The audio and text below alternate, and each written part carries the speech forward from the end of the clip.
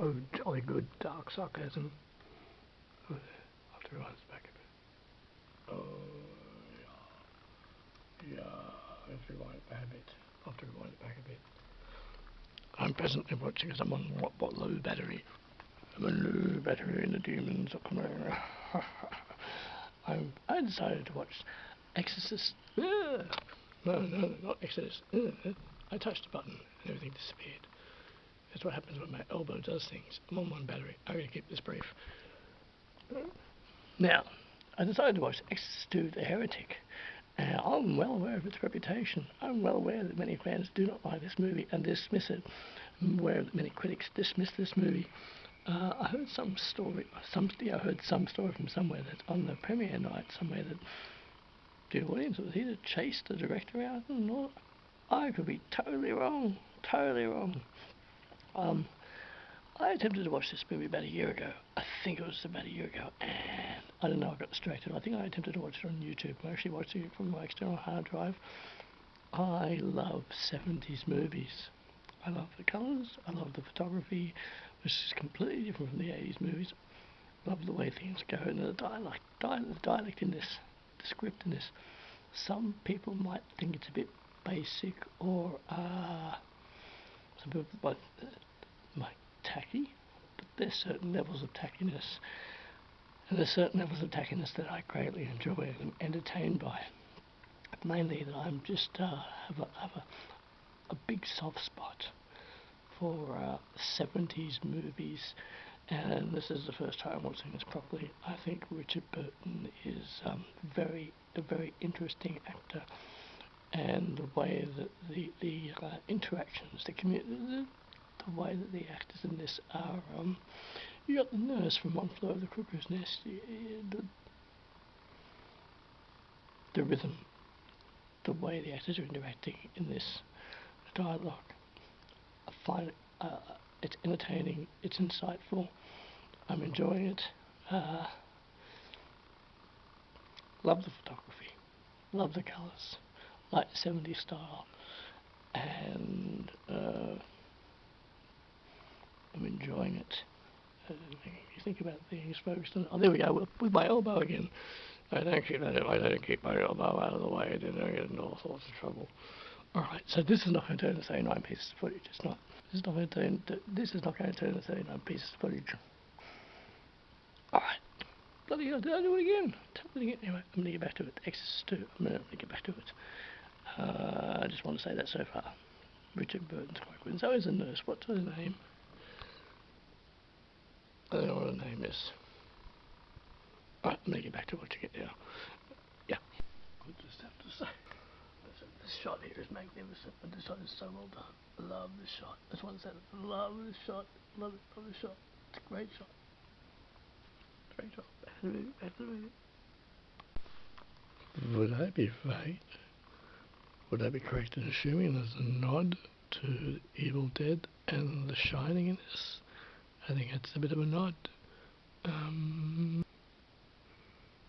So many fans don't like this movie.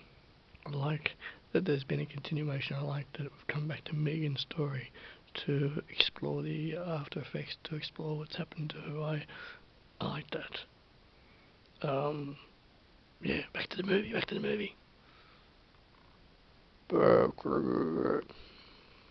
don't, my light is recharging, so it's in the darkness.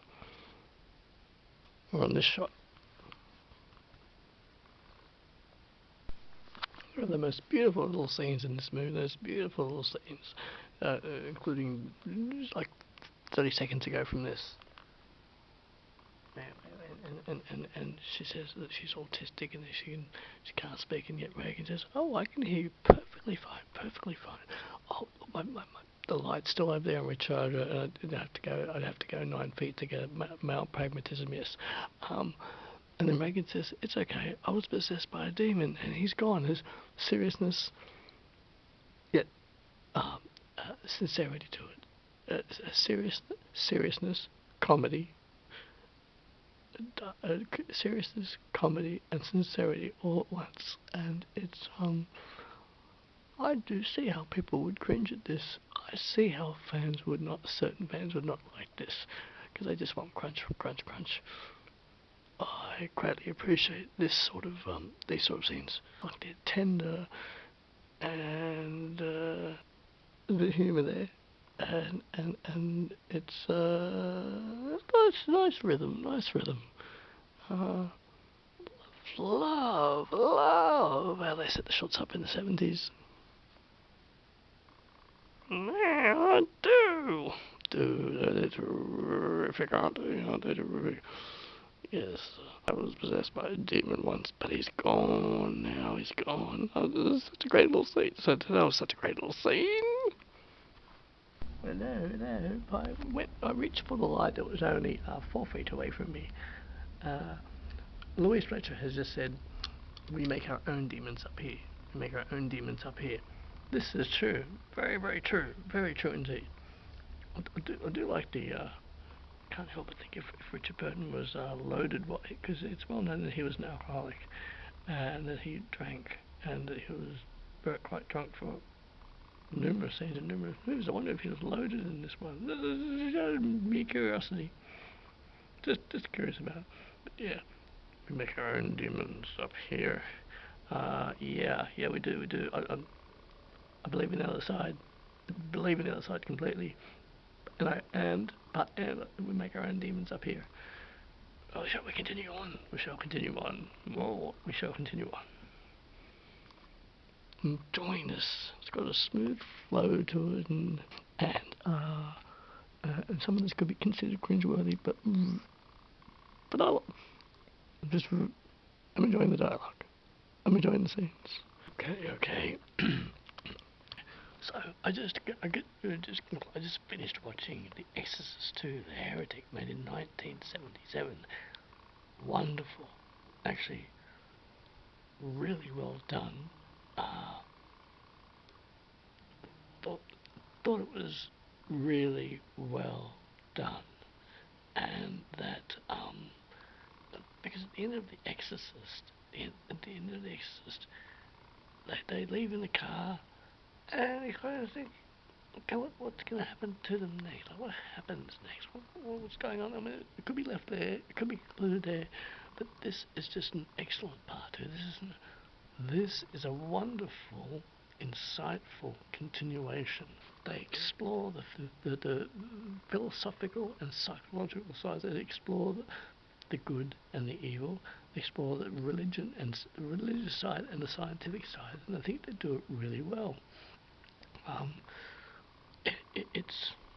love the locus shots. The locus shots are done so well. Richard Burton is terrific in this.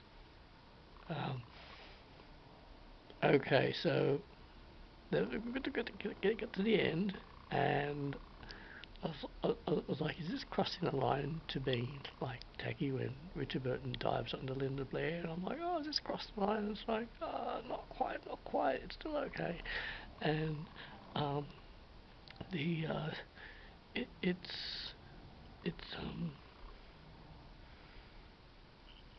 I hadn't figured in my head what I wanted to say.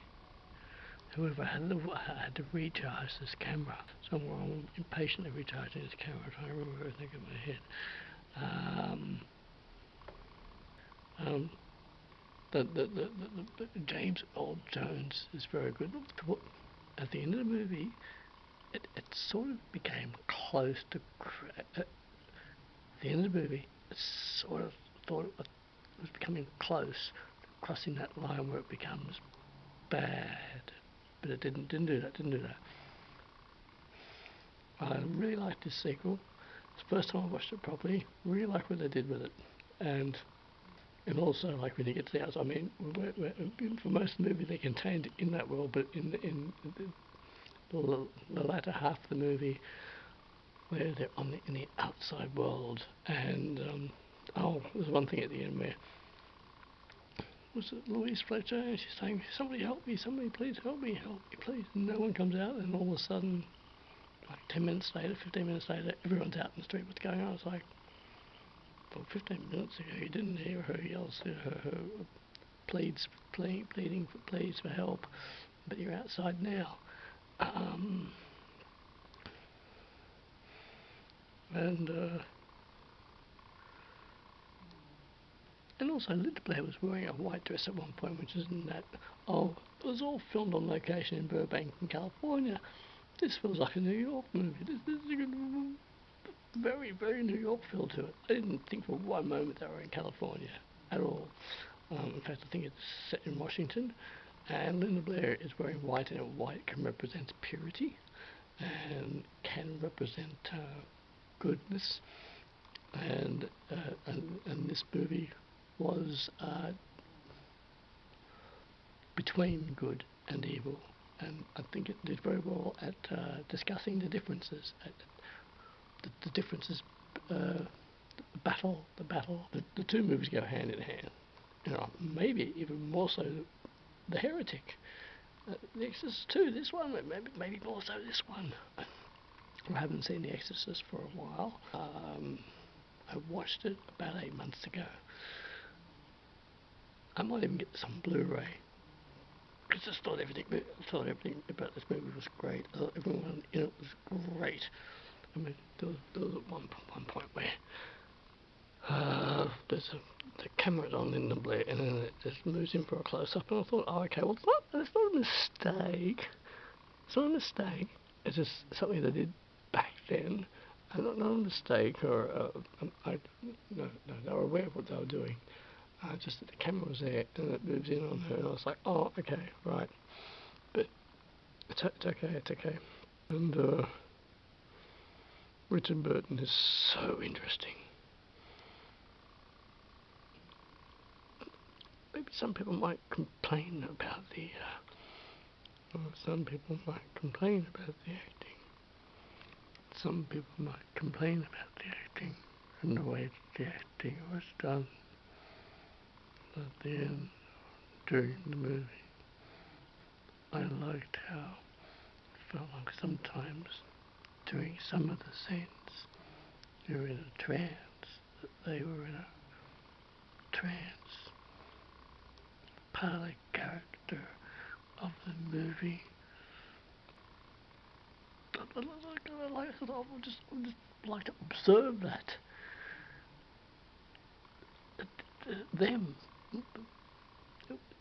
There was a good flow, good pacing, and really well done.